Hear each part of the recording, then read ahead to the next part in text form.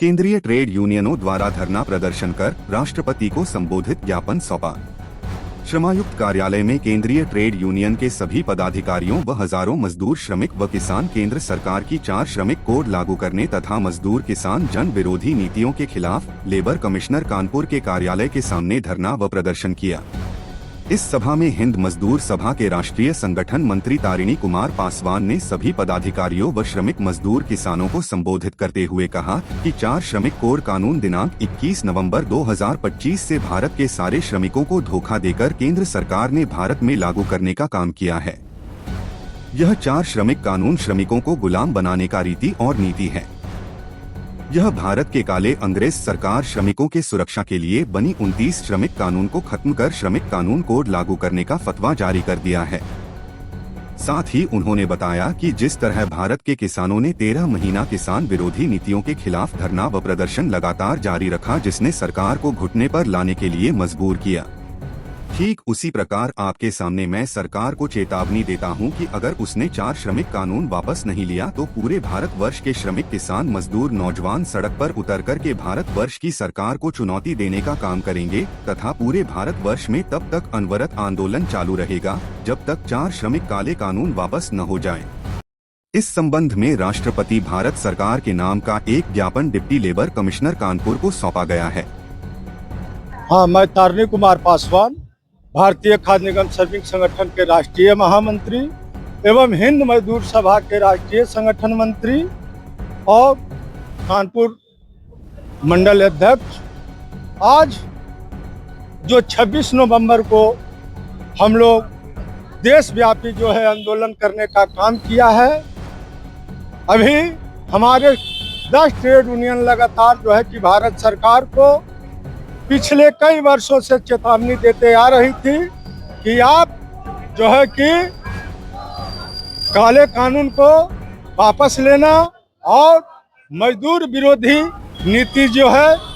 उसको जो है कि आपको खत्म करना था, लेकिन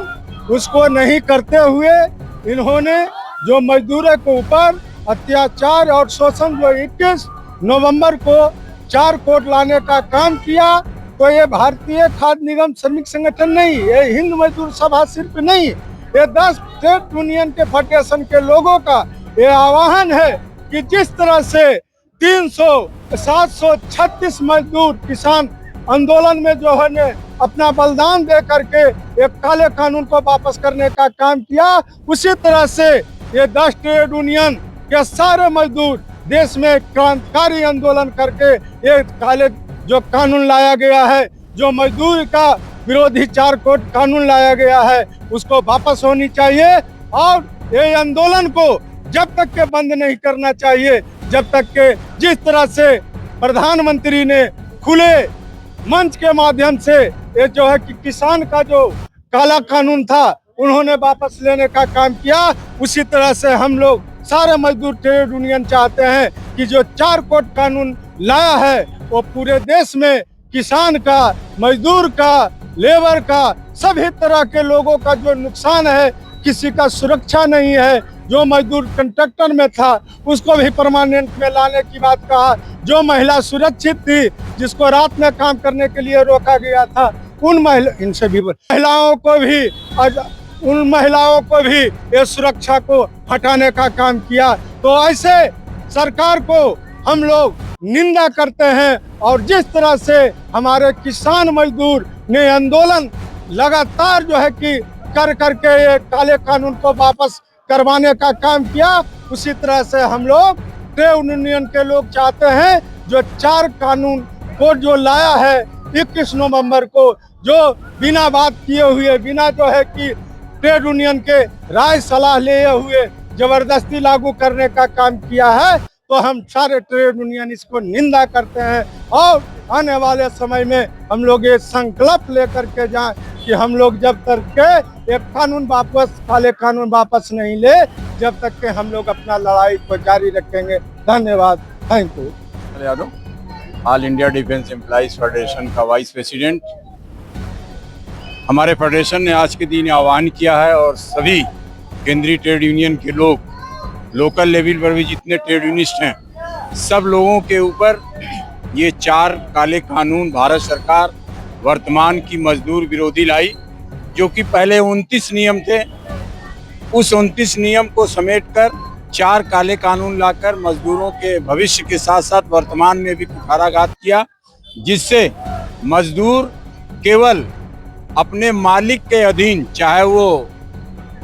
कर्मचारी हो, सभी का केवल उनके जो हेड ऑफ एस्टेब्लिशमेंट रहेंगे उनको इतना पावर दे दिया इस 4 काले कानून में कि विदाउट नोटिस भी उनको नौकरी से निकाल सकता है, डिसमिसल फ्रॉम सर्विस कर सकता है। इसलिए इस कानून के खिलाफ हम सभी भारत के श्रमिक संगठन के लोग अपनी एकता दिखा रहे हैं कि हम अपनी एकता दिखाकर किसी भी तरह से इस काले कानून को वापस लेंगे भारत सरकार, नहीं तो हमारा आंदोलन आज इतने छोटे रूप में होगा, ये बृहद रूप में होगा, सड़कों पर होगा, संसद के गलियारों तक ये आवाज गूंजेगी और हम किसी भी तरह इस काले कानून को अपने श्रमिकों के ऊपर लागू नहीं होने देंगे। इसके लिए हमारा अनवरत संघर्ष जारी रहेगा, क्योंकि ये काले कानून से आज की नहीं आने वाली पीढ़ी भी बर्बाद हो जाएगी। जो कानून लाया गया है, जिसमें कि पहले किसी भी कंपनी को 300 से मजदूर संख्या बल में होते थे, तब उसको अधिकार होता था कि हम कंपनी बंद कर देंगे। आज 100 मजदूर अगर रह जाएगा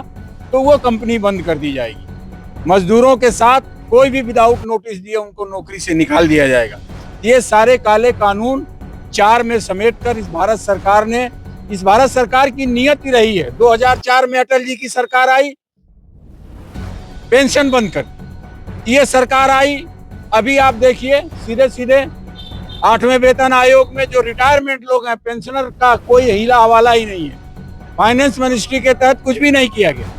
ऐसे में आप लोगों से हम मजदूर लोग सड़क पर हैं और विशेषकर मीडिया से अनुरोध है कि मीडिया के लोग इन कार्यक्रमों को चढ़ बढ़कर प्रकाशित करें, ताकि मजदूरों की ये आवाज भारत सरकार के गूंगी बहरी सरकार के कान में पड़े और हम लोगों का ये काला कानून वापस लो। धन्यवाद। इंकलाब जिंदाबाद।